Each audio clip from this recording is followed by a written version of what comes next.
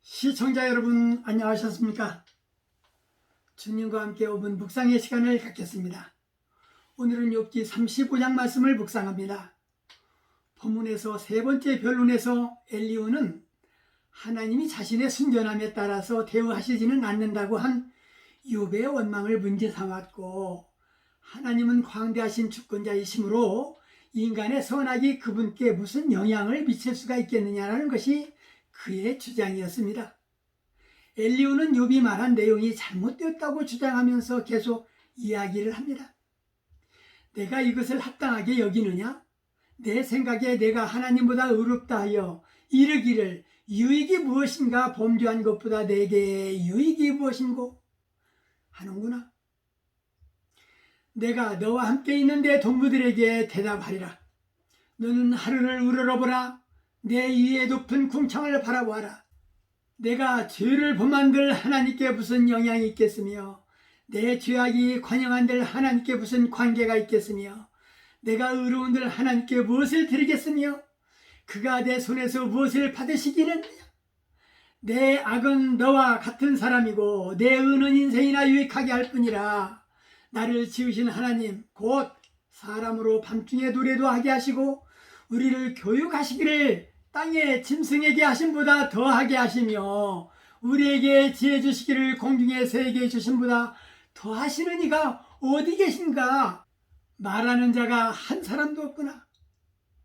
헛된 부르짖음은 하나님이 결코 듣지 아니하시며 전능자가 돌아보지 아니하시니라. 하나님이 진노하심으로 벌을 주지 아니하셨고 횡포를 심히 살피지 아니하셨으므로 욥이 헛되이 입을 열어 지식 없는 말을 많이 한다고 했습니다. 엘리후의 발언들은 욥에게 닥친 고난의 문제를 푸는 데 있어서 중요한 역할을 하고 있습니다. 나이가 연소한 엘리후가 나서게 된 이유는 욥이 하나님보다 자기가 의롭다라고 주장하는가 하면 그의 세 친구가 하나님의 뜻을 올바로 대면하지 못하고 있는 상황에서 엘리후의 발언들은 욥에게 닥친 고난의 문제를 푸는 데 있어서 중요한 역할을 하고 있습니다. 나이가 연소한 엘리후가 나서게 된 이유는 욥이 하나님보다 자기가 의롭다라고 주장하는가 하면 그의 세 친구가 하나님의 뜻을 올바로 대변하지 못하고 있는 상황을 방관하고 있을 수만은 없었기 때문이었습니다. 이제 그는 하나님의 의도를 대면하는 사신으로 등장하고 있는 것입니다.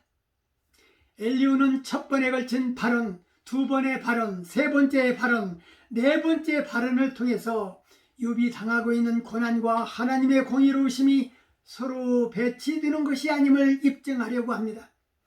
먼저 엘리후는 욥이 세 친구들과는 달리 그가 당하는 고난은 죄의 보응이 아니라 성도의 유익을 위한 하나님의 사랑이자 연단이라고 합니다. 곧 고난과 고통은 하나님이 싫어하시는 것에 대한 표현이 아니고 오히려 그분은 은혜의 수단이라는 것입니다. 엘리후는 욥의 마음에서 이러한 잘못된 오해들을 제거해주고 그가 저질렀던 실수들을 바로잡는 것 같습니다. 그러나 사탄의 올무에서 욥을 안전하게 구출하는 것과 그 유혹을 통해 풍부하고 복된 결과를 성취하는 것은 그에게 맡겨진 일이 아니었으며 그가 할 수 없는 것이었습니다. 여기에서 엘리후는 다만 세례 요한과 같은 역할을 한 것뿐입니다. 곧 엘리후가 욥의 문제에 대한 이론적 해결을 주었다면 하나님은 실제적인 해결을 주신 것입니다. 말씀을 묵상하면서 사람들은 하나님의 존재에 대하여 궁금합니다. 하나님은 단지 인간이 만들어낸 개념인가 아니면 정말 신이 존재하기 때문에 그런 개념이 생겼는가? 성경은 하나님의 존재를 논의할 필요조차 없는 명제로 규정합니다. 하나님의 존재에 관한 한 가지 고전적인 증명 방식은 설계로로부터 논증됩니다. 예컨대 시계의 존재는 그 시계를 설계한 사람이 있음을 증명합니다. 땅에 충만한 생물들은 인간이 만든 어떤 것보다도 훨씬 복잡한데 그것들은 창조주의 존재를 증명해 줍니다. 그 모든 것들을 우연의 결과라고 말하는 것은 오히려 비과학적인 것입니다. 그러므로 인간이 하나님을 구해낸 것이 아니고 하나님이 인간과 우주 만물을 창조하신 것입니다. 본문에서 헛된 부르짖음은 하나님이 듣지 않는다고 언급합니다. 하나님이 외면하는 것이고 형식적인 것이고 인간의 상식에서 하는 기도를 말하는 것입니다. 헛된 부르짖음으로 우리는 하나님을 경록해 할 수 있는 것입니다. 진실을 모은 간절한 기도는 하나님을 감동시킬 수 있다는 것을 잊지 않도록 해야 할 것입니다. 오늘 말씀 여기까지입니다. 시청해 주셔서 대단히 감사합니다. 내일 다시 뵙겠습니다. 안녕히 계십시오.